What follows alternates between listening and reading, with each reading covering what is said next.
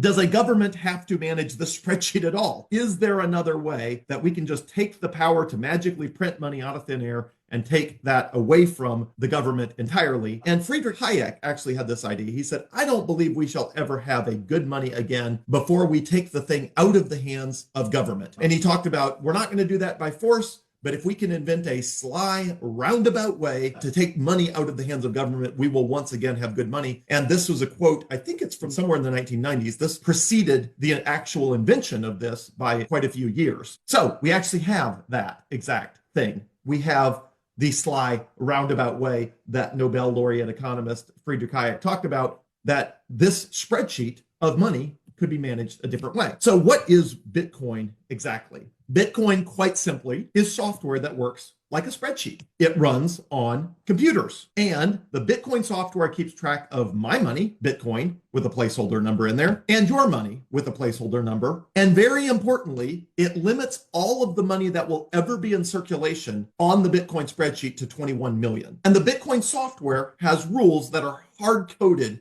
into it. One is that you have to prove ownership of that Bitcoin before you can move it, or you can spend it, or you can send it to anyone. And second is that the rules enforce the 21 million limit so that there will never be more than 21 million Bitcoin. So let's look at that first rule, prove ownership, to send or spend. So Bitcoin is actually, ownership is protected by an encryption key, and it would take all of the computers in the world a billion trillion years to crack one Bitcoin private key. Now, if you use something like Coinbase, they manage that encryption key for you, that private key for you. If you use something like BitKey, it's actually, you actually manage it yourself in a very creative and wonderful way that BitKey enables you to do that. So if you have BitKey, you're actually managing those private keys yourself. If you're using Coinbase, you're using a username and password, and they are managing that private key for you, which is why it's way more secure to put Bitcoin in BitKey, because then you're managing that private key yourself, and then they have all sorts of ways to make sure you don't lose it,